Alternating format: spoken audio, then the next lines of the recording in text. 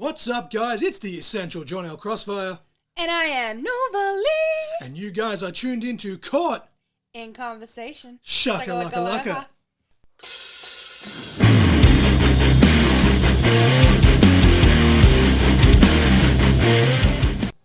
Ladies and gentlemen, welcome to episode 140 of Caught in Conversation. Bald head, bad knees. I am the Essential John L. Crossfire, and I have half of that. And as always, I'm with my co-host, the Nova Lee. In saying that, Nova, my hair has been greying for quite a few years, and it is starting to thin out across the top. So, maybe I'll join the bald head club sooner than later. My dad was mostly bald for his life, so we'll see where that takes us. But I cannot believe we have today's guest, and I did thank him a couple of times. But as always here on the podcast, I'm gonna thank him here again. Thank you to our guest for today, Terry Campese, Canberra Raiders royalty. As I said, as a Parramatta Eels supporter who probably never see a premiership before I die, it hurts to admit, but this man honestly is, he's up there in rugby league, and he's a big name in Union as well. But the stuff that this man does outside of the field and I guess outside of the ring now is just amazing with the Terry Campese Foundation. I almost said Federation because I was thinking wrestling, but obviously we'll get into that in the conversation. But Nova, you kind of fangirled a little bit in this because someone that Terry played for with the Canberra Raiders only played one season for you guys, but it is one of his more memorable seasons, and that is Daniel Vidot, a.k.a. Zion Big Quinn, pop. or just Big pop. Zion now, was a former Brisbane Broncos player for one season, and he's someone that, hey, Terry, if you can hook us up.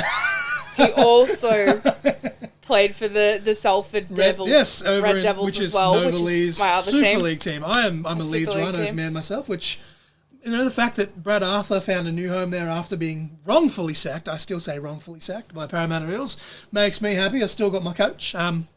That's neither here nor there. That's a completely different rant for an episode. But we're here talking to Terry Campese. Basically, I did the old shoot your shot. This caffeine has got me bouncing. I'm glad I didn't do this as bad in the actual conversation. It was the old shoot your shot, and he responded. And again, I just want to say thank you to Terry for that. But Nova Lee, do you want to give us the song and match of the week? And we're going to get into this conversation because this was we tried to do our best to be respectful of Terry's time. The conversation with him went probably about 30 minutes all up, but after we cut the small talk before going on air, it was just about 25 minutes.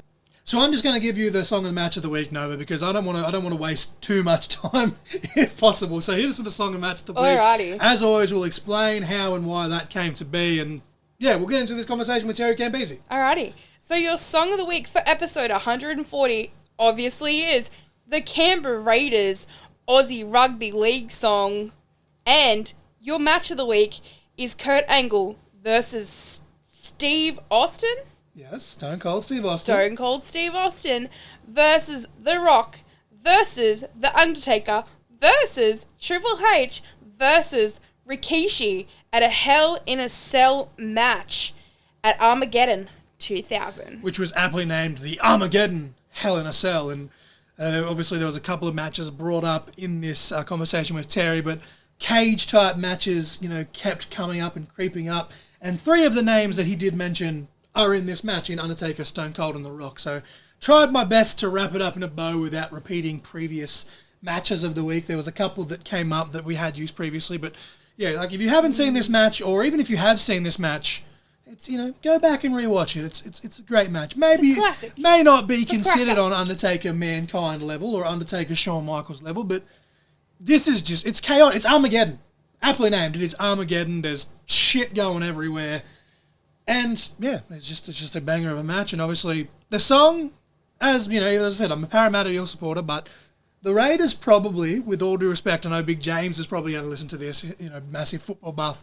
He's a South Sydney supporter, and glory to South Sydney and all that aside. But I think the Canberra Raiders have the best song in the entire They NRL. do. It's a big pop every time so you hear catchy. the clap. And I the make Viking jokes when we're at horn games and that Canberra has the clap, and I almost got knocked out at that Parramatta game when we lost 40, whatever it was, to 6 earlier this year. But that's neither here nor there.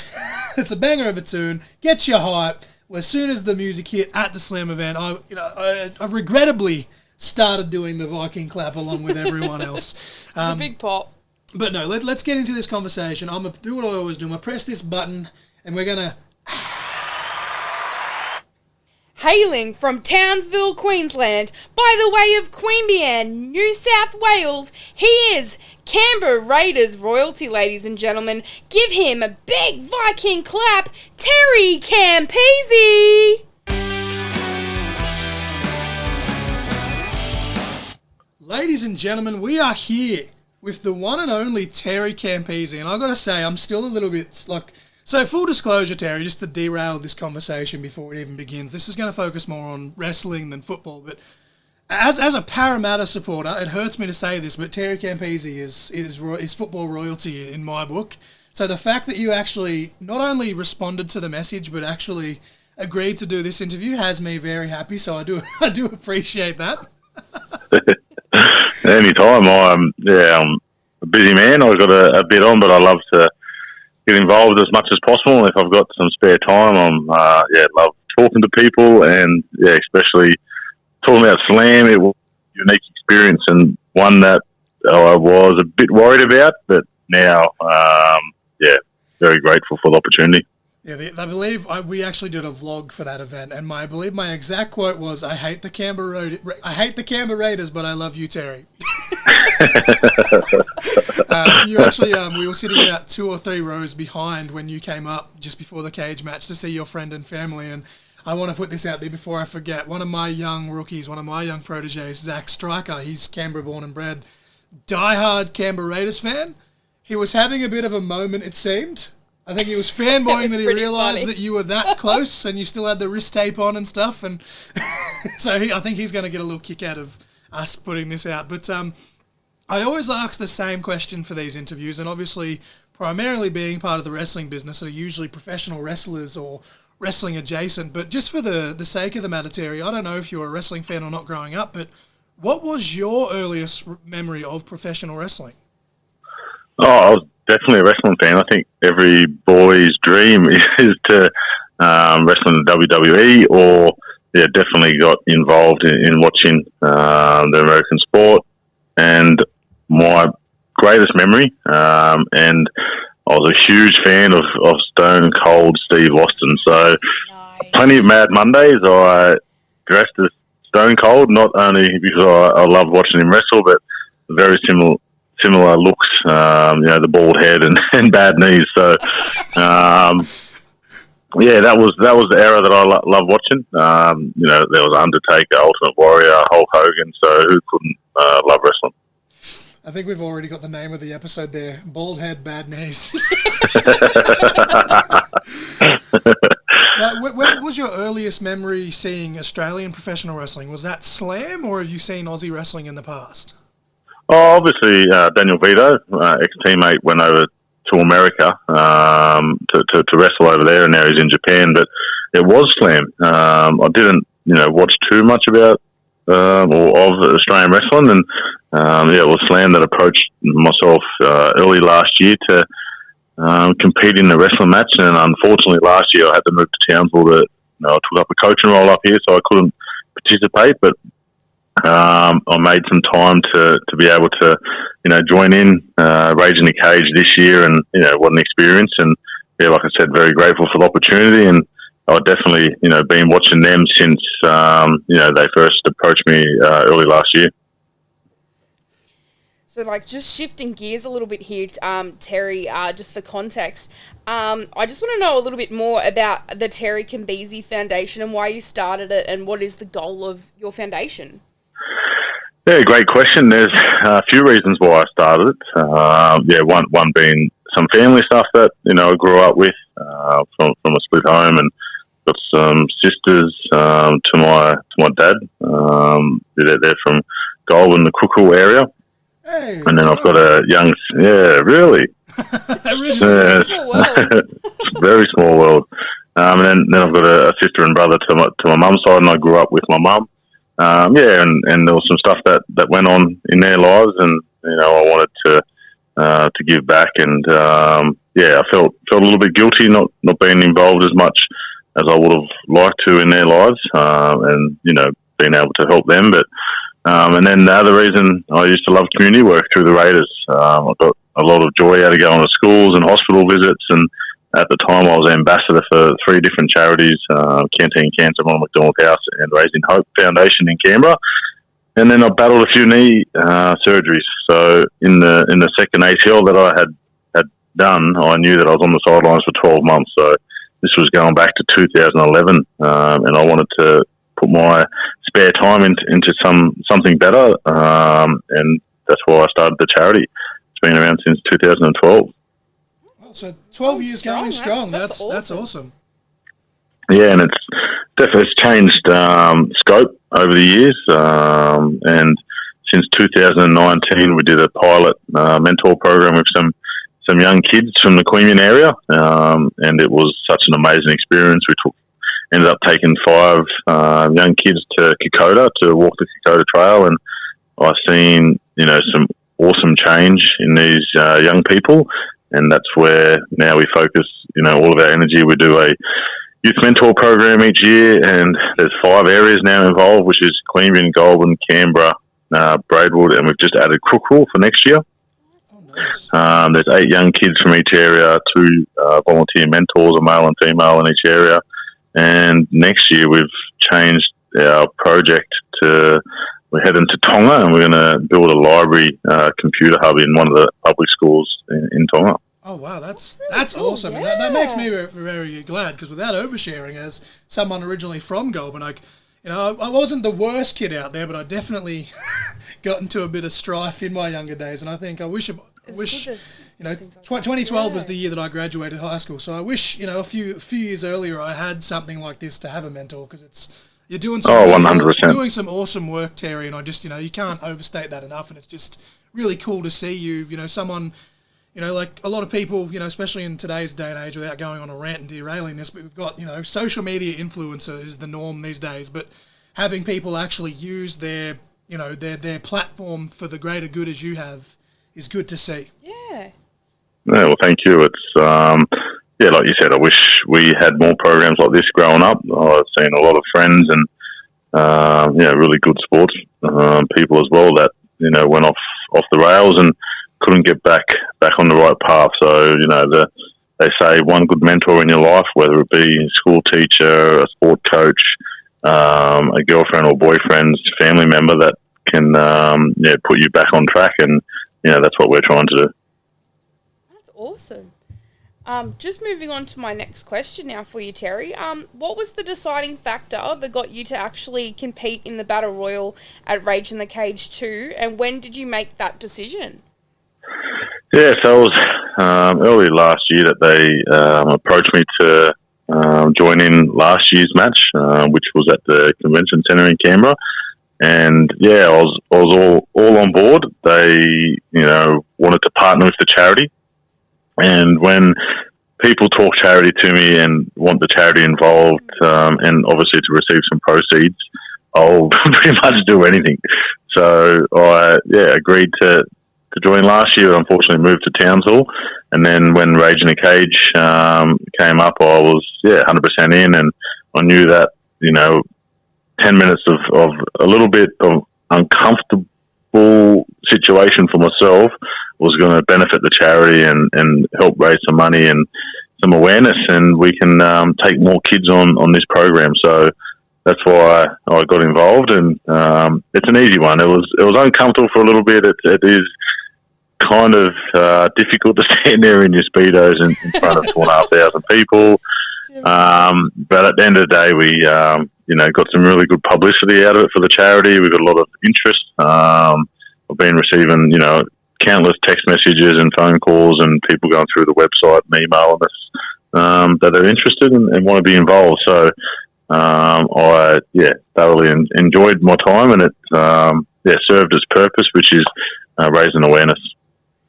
That's awesome. That's good, getting that exposure. And of course, we'll put all the links and relevant stuff in this for the foundation and everything, and hopefully get some more donations. But that's just as I said, I don't want to overstate it, but it's just it's awesome, man. Like the work that you're doing. That's it. And walking around the next day, and still even today, there's been comments about myself standing up there with a cape, a Raiders cape, and in your Speedos. You just say, the comment back is for charity, and everyone agrees and goes, "Yeah, really good work." So you don't get bullied too much about it. As a side note, though, before Nova does ask her next question, I've got to say, for a dude that's played, league and union, you've got the arm of a freaking quarterback, man. Like, we were sitting way up in the rafters, as we said. Like, we were only about 2 or 3 rows behind where you came up, up just before the cage match to talk to your family and friends. So the reason we're up there is because I have stitches in my eye, so I can't be too close to the action. I actually had to put my eye patch on because one of those footballs you threw landed like right behind me, and I was like, "Holy crap!" Like, and you threw it with absolute ease as well. Like, you just launched that sumbitch. I was like, "My God!" Like, you should go into the NFL next. No, it was good fun. I thoroughly enjoyed kicking footies and throwing footies out when we played at Canberra Stadium, and that was the first kind of little prop that I wanted to do, is get some footies and throw them out, and hopefully the kids caught them, not the adults. But sorry that I launched it your way. I think some kids got them from what I saw. Yeah, I think it was either the kid in front of us or the kid behind us. I can't quite remember because ADHD, but this kid caught it, and it was like Christmas had come early. It was awesome to see. That's it. That's what you want to see, is kids happy and putting a smile on their face. And I remember that there was a young kid that ran up and thanked me for catching it, but that's what it's all about. So my next question for you, Terry, is what is your favourite match of all time, whether that be on TV or live in person that you've seen? Say like a Slam Pro Wrestling show or... Yeah.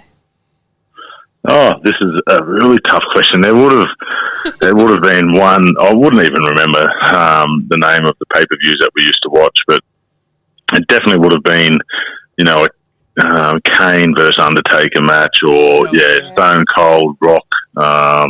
There was definitely some crackers that. This is going back years and years ago now. So to remember the actual match, actually, Mankind had some crackers as well. Oh, yeah. It would have been probably a cage match that Mankind was in. That was, I think, when he got thrown through the top of the cage, and it just looked like it was from a 12-story building. So, I'd have to say, one of those. There was definitely a lot that we watched. We used to get every pay-per-view, and all the boys used to get around and watch it, and so there was some beauties back then. Absolutely. Now, going back to the Battle Royal, Terry, you did have a couple of issues with multiple people in this. Obviously, the main one was, the chief himself, Big Rig, who I'm sure the new champion new Slam champion Dan Archer, Slam Archer, that's his new name now. Dan Archer himself is actually a big Newcastle Knights fan, so I'm sure he did enjoy that little square off with Rig and Terry while Rig was in the whole Newcastle Knights kit. But you made some issues here with these people. Do we think we're going to see Terry back in the ring again, whether Slam or elsewhere, or do you think it was just a one-off? Oh, you can never say never, but it's definitely a big tick off the bucket list now for myself. I literally got back into the locker room after, and I don't know how he found out so fast, but Daniel Vito had reached out and said, let's tag team. He got into a bit of an issue back in the days with Benny Rogers from Newcastle, so the Big Rig and Benny Rogers versus myself and Vito would be one that I'll definitely put my hand up for if we could arrange that. So, like I said, you can never say never, and that would definitely be one that gets a lot of interest out there. That'll actually blend into one of the next couple of questions. But just in terms of wrestling, I'm glad that you're going back now to the Attitude Era, because as I said, I wasn't entirely sure, because I'd seen a photo a couple of years ago of you as Stone Cold, but I wasn't sure if that was just like a one-off thing or what. But if you were to have an ultimate dream opponent in the wrestling business, whether past or present, who would it be, and what would the dream stipulation be? It would definitely be. It would be Stone Cold. I'd have to say Stone Cold, and both to celebrate smacking a beer on our heads and drinking it after. That would be one to remember, and would be as my profile pick for life. But then also to do something with The Rock would be pretty cool. So I'd have to still say Stone Cold. He's definitely a cult hero, and one that I used to love as a kid. So it brings back so many memories. What about stipulations? Was it more, because obviously you were at Rage in the Cage and you just mentioned the Hell in a Cell match. Has it always been the cage type of matches that have drawn you in as a fan? They are. Yeah, it has been, and I think if that was if I got to go in there as Stone Cold, or to even watch him live, it would be pretty cool to watch a cage match. It always comes up with some cracking moves, and it's so much height as well from the top of the cage. So it's pretty terrifying to think or to watch some of these athletes throw themselves around the ring and off the cage. So yeah, we'll chuck that in there. I'm just imagining how far those footballs would fly if you threw one from the top of the cage. Yes. But you kind of just touched on this, Terry, but one of the questions I did have was, if you could team with any football player, past or present, inside a wrestling setting, who would it be? This is a tough one. What am I going for? Speed, agility, size? Well, you can give a couple of options for those categories if you want. But, I'd probably...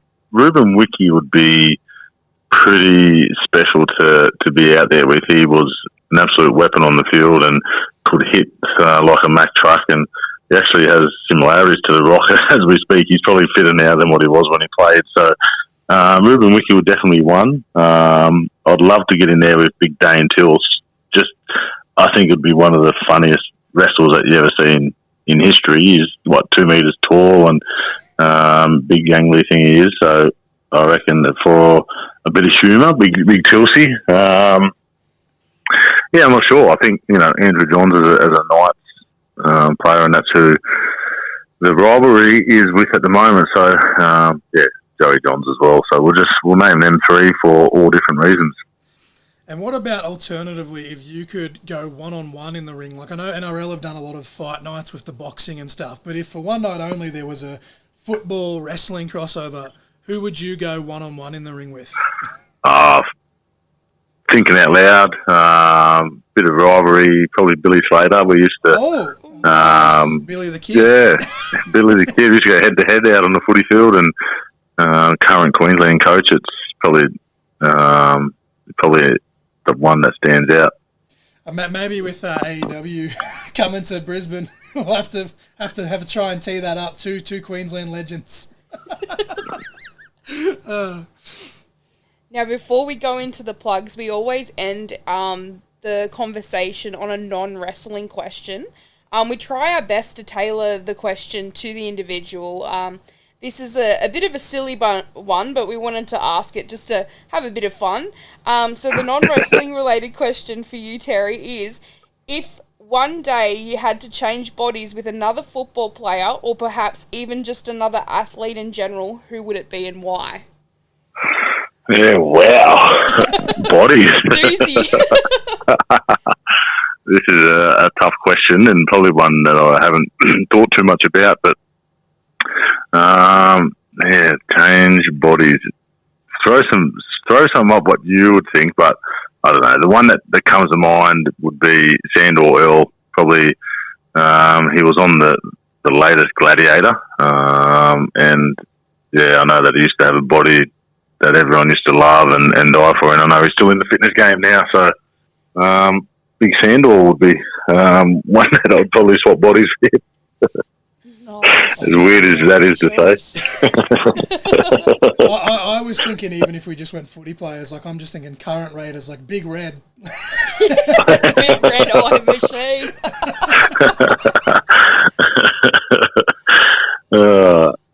Big Red would be funny, wouldn't it? So now getting into the plugs, Terry, where can we find both yourself and the Terry Campese Foundation on social media?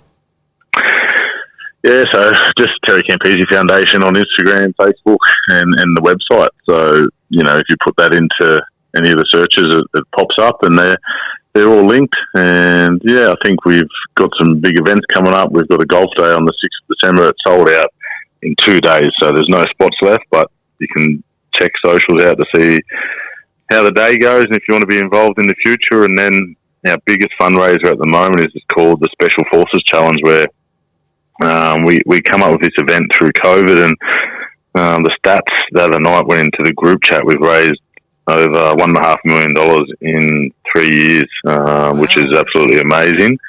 And the current recruits, we call them, we've got 30 local recruits from the Canberra region, and they're nearly at 400,000 for this current year. So they go through the 30-hour challenge, and we get some special forces guys to put them through a 30-hour challenge, and that's on February 2nd.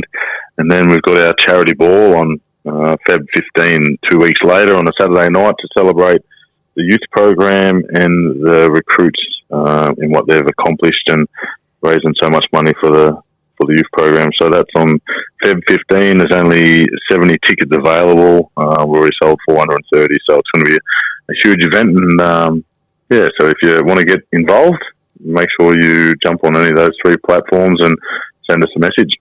So all of those ticket links to those events you were just talking about, Terry, can they be found from the foundation's socials and website?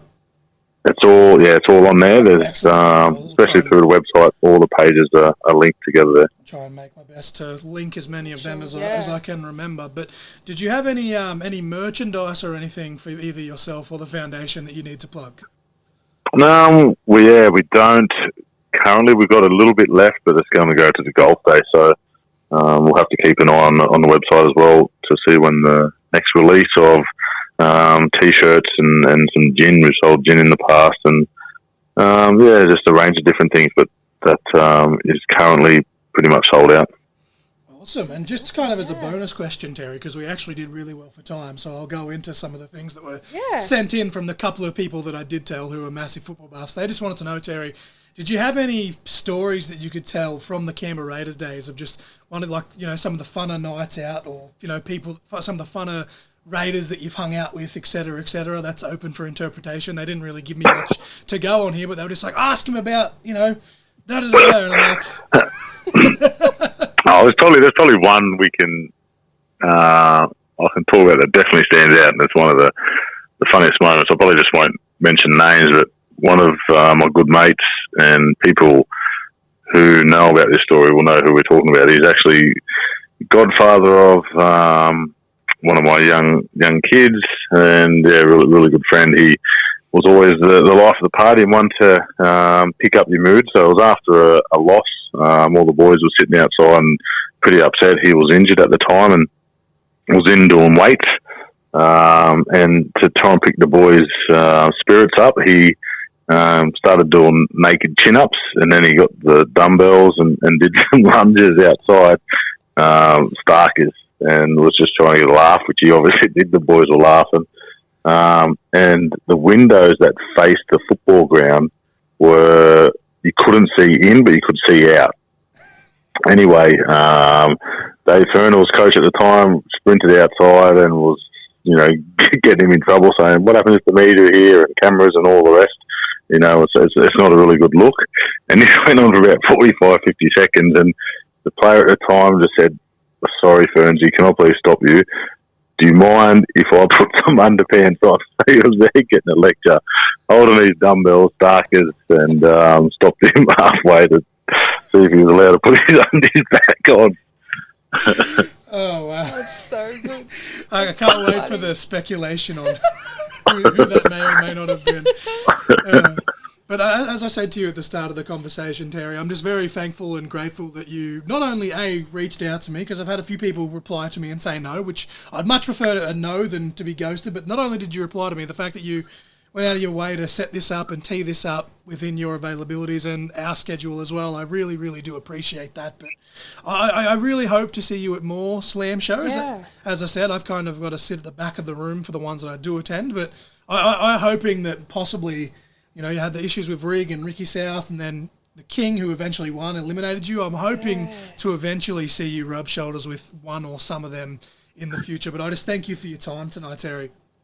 It's been a pleasure, and like I said, I love talking any sport, and it was a really unique experience that we did not long ago, and one I'm grateful for, and happy to talk charity and sport any day of the week. So. Yeah, thanks for having us on. Thank you very much, Terry. You enjoy the rest of your night.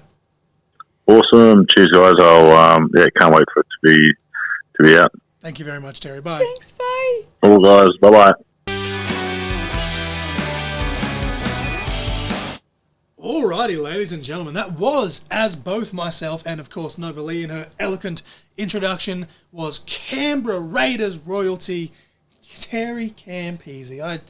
As I said, like, I'm just mind blown that, like, this fella is that down to earth enough to... Look, he could have told me to bugger off. He could have even just left me on red. But the fact that he not only opened and responded to the message, also agreed to come on here and teed this up within... Like, I said, look, these are the days we usually do, but obviously we can work around your schedule. And he went, no, let's do this. Let's, it's Tuesday night as we record this. And as many people know, we do Tuesdays and Wednesdays primarily with the occasional Sunday. And just as it happened to fit into Terry's schedule as well. So very happy with that. But a lot of stuff happening for the Terry Campese Foundation. What did he say? Did he say $1.5 million raised in 3 years? Is that what he said? Yeah, which is absolutely amazing. That's astonishing. And building a library in Tonga. It's just amazing. And like, as I said, not to overshare, like some of these episodes we've done have gone into childhood trauma and everything else. But as a young lad from Goulburn originally, I got in a fair bit of trouble. I was a bit of an angry young man with all my health issues that I'm still battling all these years later. 15 years later, I'm still having the same health issues. But it's just, I wish I had a mentor to begin with, let alone a mentor like Terry or the people that work alongside him with the foundation, and even yourself, Nova, like, just the trauma and stuff that you've experienced as a child. It was just cool about the Kokoda Trail stuff. Yeah, like managing to take 8 kids from like different areas of the region. It's just awesome. Well, as you said, it started in 2011, which was my second last year of high school, and the really got off the ground properly in 2012 for the actual foundation. Yeah. So that was my last year of high school. But even through high school, there was kids that were doing the Kokoda Trail through other charities and fundraisers and stuff like that. So it's just cool that Terry's meant to get his hand on that, because I can't imagine what an amazing experience. It'd be hard, but what an amazing experience that'd be. Like, I used to, for a job, not to overshare, I used to do weed spraying up in Mount Kosciuszko, and we were literally getting paid to climb these mountains, and it was fucking hard work, but it was extremely rewarding. And I just imagine that kind of thing of exploring the trail and taking in the sights, and it's just wow. It's like Terry mentioned as well. Like it's a big scary world out there, and these kids having a mentor to just help them through life, and like he said, whether that be a teacher, a sports coach, or like someone like that to be there for them. Having this foundation, it's just awesome, because then young ones can get out there and do all these things, and it's just awesome. It's just mind-boggling. This is such an awesome foundation. We keep using that word, but there's you could say it's fantastic, it's amazing, it's fabulous, but like it's just awesome. It really is awesome. And even in today's day and age, Nova, without ranting for too long, we don't want this to end up being an hour-long episode just from us ranting in the intro and outro, but there's a lot of places when it comes to mental health nowadays, even as adults, like there is a lot of them, but they're only really starting to kind of fine-tune them and really, come to fruition properly nowadays. So especially for younger minds who need it during that kind of transition stage or transition period of their lives, it's definitely just awesome to see. It's awesome to hear about, and man, I just wish I had that as a young man, because I probably wouldn't have been such an angry little prick when I was a kid, to be honest. But same. I was pretty angsty, so. But it's awesome. It's good that it's here now. Yeah, for the future generations. Would you like to repeat the song and match of the week, Nova? I sure and then we can get into the plugs, and we can wrap this up, because I don't want to, take time away from what was talked about here. And it was a very fun conversation when talking about the slam stuff and reminiscing on, in the little bonus story at the end as well, and just reminiscing on, Terry's, wrestling fandom, which is awesome to hear that he had that and he got to kind of live out that dream in a way, whether indirectly or not. He comes back. Yeah, man, I can see Terry Campese versus the Big Rig, to be honest. Maybe Terry Campese's gonna shock us all, and maybe he's kayfabing us all, and he's gonna rock up at the Rumble in February. Oh, that'd be so cool. I've got no connections of any sort, but I could see that happening. He comes out, throws out the rig, maybe throws out the King, gets some retribution from the Battle Royal itself. But if you'd like to give us the song and match of the week, Nova.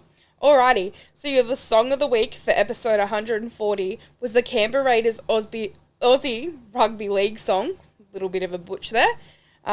Anyway, the match of the week was Kurt Angle versus Stone Cold Steve Austin versus The Rock versus The Undertaker versus Triple H versus Rikishi at a Hell in a Cell match at Armageddon 2000.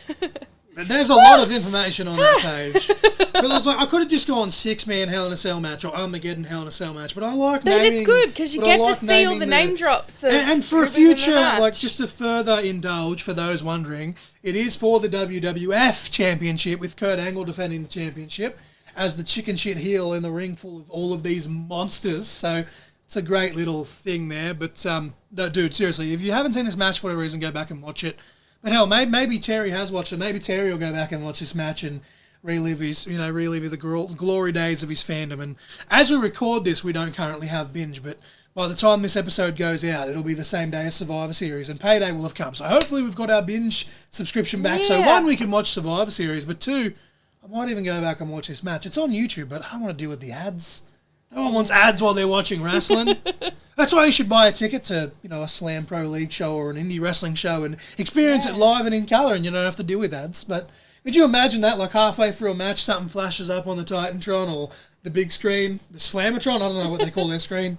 But imagine, like, Terry Campese's making his entrance to the Battle Royal, and it's like, this entrance is brought to you by the Canberra Raiders. You've got the clap. Oh, my No, God. I jest. But, no, awesome.